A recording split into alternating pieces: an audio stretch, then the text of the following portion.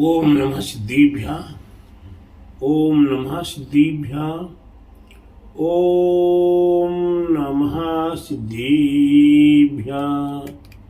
मंगलम भगवान वीरो मंगलम गोत्यमोगणी मंगलम कुंदी कुंद्यार्यो जीनिधरिमोस्तु मंगलम सर्वमंगल मांगल्यम सर्वकल्याणकारिकं प्रधानं सर्वधर्माणां जैनं जयतु शासिनं जैनं जयतु शासिनं जैनं जयतु शासिनं।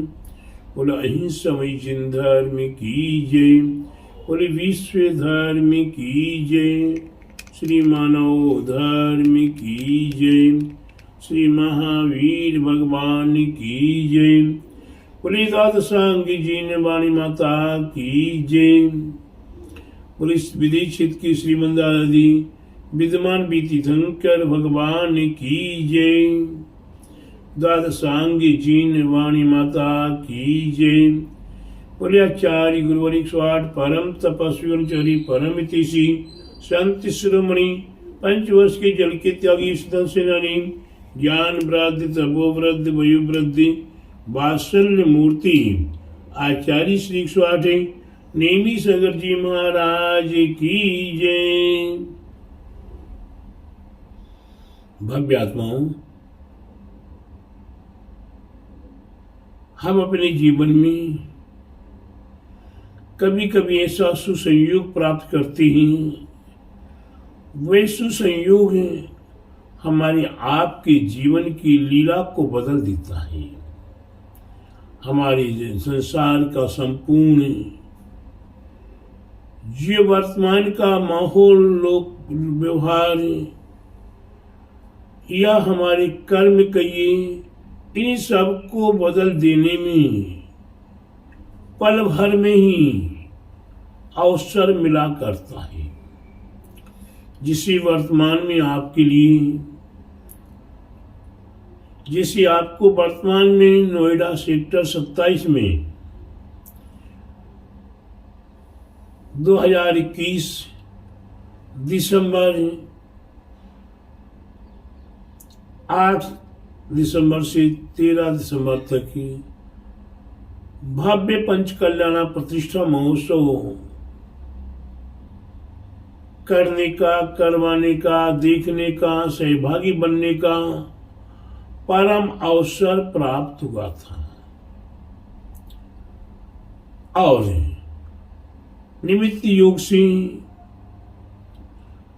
पुनः आपके लिए ही पंचकल्याणा प्रतिष्ठा महोत्सव एक विशाल सुंदर भव्य मोहक मन को मोह लेने वाला हीरीमकार स्फटिक का एवं रत्नमयी जैन प्रतिमाएं विराजमान होने वाली हैं। और उसका पंचकल्याणा प्रतिष्ठा महोत्सव आदिश्य आदिनाथ का पंचकल्याणा प्रतिष्ठा महोत्सव संपन्न होने वाला है। ये अवसर दिसंबर के 21 के दिसंबर में अवसर मिला था। अब आपके लिए अवसर वर्तमान फरवरी 2022 का ये पुनीत अवसर आपको प्राप्त होने वाला है। इस पंचकल्याणा प्रतिष्ठा महोत्सव में अपने आप में कोई कहता है एक पंथ दो काज, मैं यहां कह रहा हूं एक पंथ पांच काज। एक पंथी पांच काज एक साथ में अवसर मिल रहा है। भगवान पद्म प्रभु का मोक्ष कल्याण का भव्य लड्डू चढ़ाने का अवसर है। मुनीश्वरनाथ भगवान का निर्वाण कल्याणक का लड्डू चढ़ाने का अवसर है। तीसरा गुरुवर आचार्य श्री 108 नेमी सागर जी महाराज ने 20 फरवरी को अपना आचार्य पद बनारस के अंदर त्याग किया था। निमित्त योग से उनने सुयोग्य शिष्य देखा और सुयोग्य शिष्य को अपना आचार्य पद प्रदान किया। वह आचार्य पद प्राप्त करने का अवसर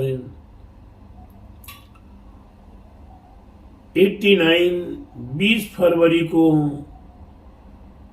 मेरे लिए वह शुभ पावन अवसर प्राप्त हुआ। चौथा ऋषि मंडल महामंडल विधान। जिस ऋषि मंडल महामंडल विधान में अपने आप में एक हिरीम कार्य की पूजा, जिसमें 24 तीर्थंकरों की पूजा होती है, आकार आदि शुद्ध स्कंद की पूजा, पंच परमेष्टि की पूजा, रत्रत्र विधान आराधना की पूजा, पंच परमेष्टि विधान की पूरी आराधना, रत्रत्र विधान की आराधना, 64 रिद्धिधारी महामंडराजों की 64 रिद्धि विधान की आराधना, अवधिधारी देशावधि सर्वावधि परमावधि श्रुतावधि आदि रिद्धिधारी महामंडराजों की विशेष पूजा। इसकी उपरांत चतुर्निकाय देवों का आवाहन, उन्हें अर्घ्य भेंट, चतुर्विंशति तीर्थंकरों के चतुर्विंशति देविया, उन्हीं के यथा योग्य भेंट, 10 दीपालों का भेंट।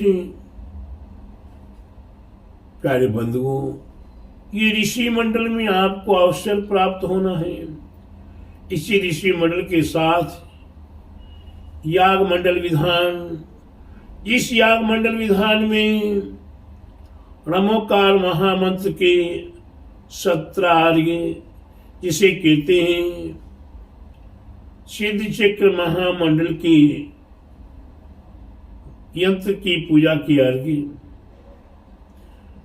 24 तीर्थंकर भूतकाल के, भविष्य काल के, वर्तमान काल के, विधि क्षेत्र के विद्यमान भी तीर्थंकर आचार्य परमेष्टि, उपाध्याय परमेष्टि, साधु परमेष्टि की पूर्ण भक्ति पूर्वक आराधना। इसके साथ साथ 64 रिद्धिधारी महामंडराज, उनकी भक्ति आराधना, पंच कल्याणक के, गर्भ कल्याणक के, जन्म कल्याणक के, तप ज्ञान कल्याणक के, तप कल्याणक, ज्ञान कल्याणक और मोक्ष कल्याणक के अर्घ्य, एवं पंच परमेष्टि महामंडल विधान, पंच कल्याणक के और अनेकों विधि विधान पूर्ण भक्ति भाव से हर्ष उल्लास के साथ करने का अवसर प्राप्त हो रहा है, जिसमें माता पिता सोदर ईशान संत कुमार महेंद्र कुबेर यज्ञनायकी, इन सब का यथा योग्य पात्र बनने का अवसर मिलेगा। 56 कुमारियां होंगी, अष्ट कुमारियां होंगी, भारत बाहुबली होंगे, सारा पंच कल्याण प्रतिष्ठा महोत्सव का कार्य आपको ही बीजाक्षर मंत्रों के आलोक में करना है, कराना है, सहभागी बनना है। जिनकी तीव्रतम पुण्य कर्म का योग हुआ करता है, उन्हीं को ही ये अवसर मिल पाता है। अन्यथा प्यारे बंधु, भाग्यहीन को ना मिले भली वस्तु का योग, और दाख पगे जब काक के हुए कंठ में रोग। प्यारे बंधुओं, हमारे आपके जीवन में एक तो हम अनादिकाल से पाप करते चले आ रहे हैं। क्या करते चले आ रहे हैं? अनादिकाल से पाप करते भी चले आ रहे हैं।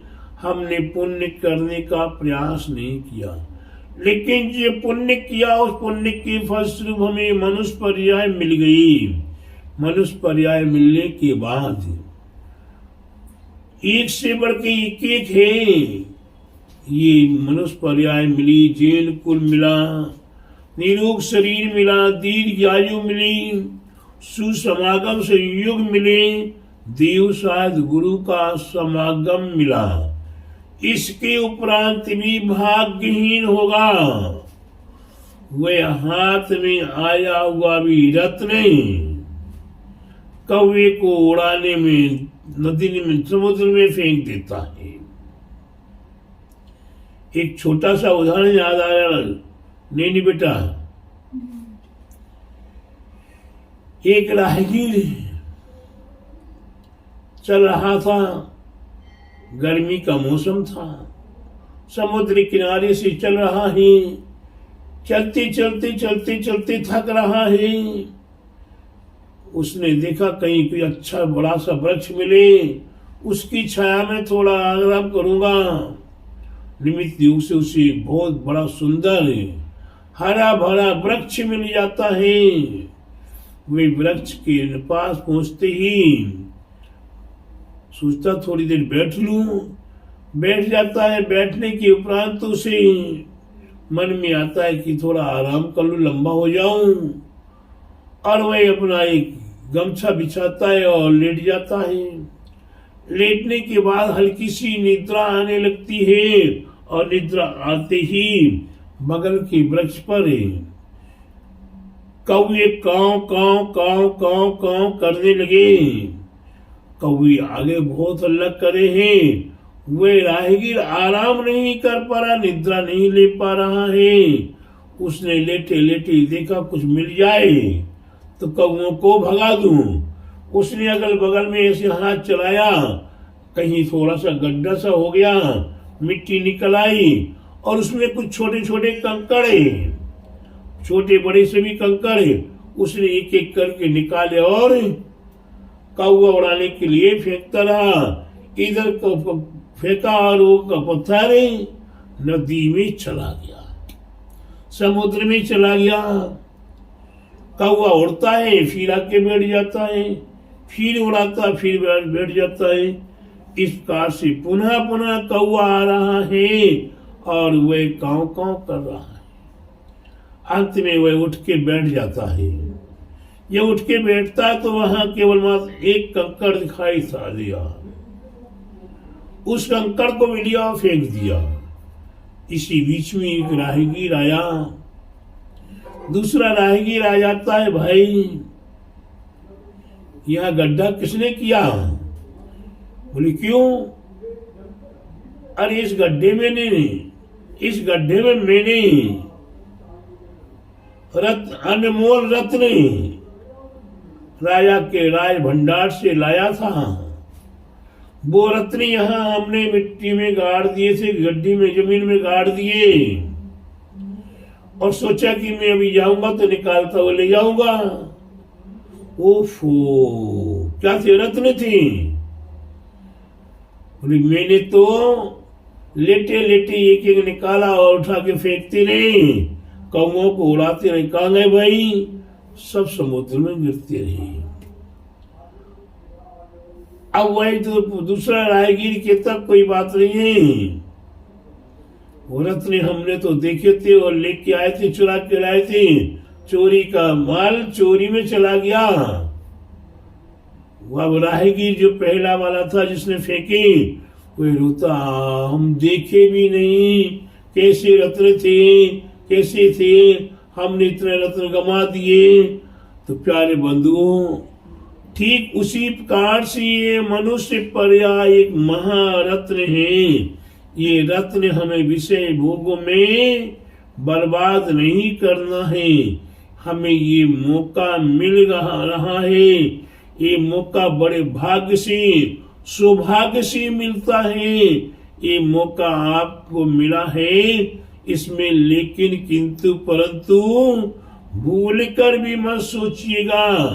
अपना तन लग जाए, अपना मन लग जाए, अपना धन लग जाए, अर्पण समर्पण करके ऐसी परम पावन पुनीत अवसरों का लाभ उठाकर अपने जीवन को पुण्यमय महापुण्यमय करें। यही हमारा आप सभी भव्य आत्माओं के लिए मंगल आशीर्वाद है। ये अवसर आपको नोएडा के अंदर इतने शीघ्रतम अवसर में आपको पंच कल्याणा के का द्वारा अवसर मिलने वाला है। आप थोड़ा सा इंतजार कीजिए, हो सकता कल आपको तारीख भी और पात्रों के चयन भी आपको अवसर मिलेगा। आप अवश्य अपने जीवन को पंच कल्याण जैसे महापुण्य में सहभागी बनाए। बोलो महावीर भगवान की जय। बोले द्वादशांग जीन वाणी माता की जय। बोले आचार्य गुरुवर 108 परम तपस्वी उनचारी परम तिशी शांति शिरोमणि 5 वर्ष की जल के त्यागी सुतन सेनानी ज्ञान वृद्धि तपो वृद्धि भयो वृद्धि वात्सल्य मूर्ति आचार्य श्री 108 नेमी सगर जी महाराज की जय।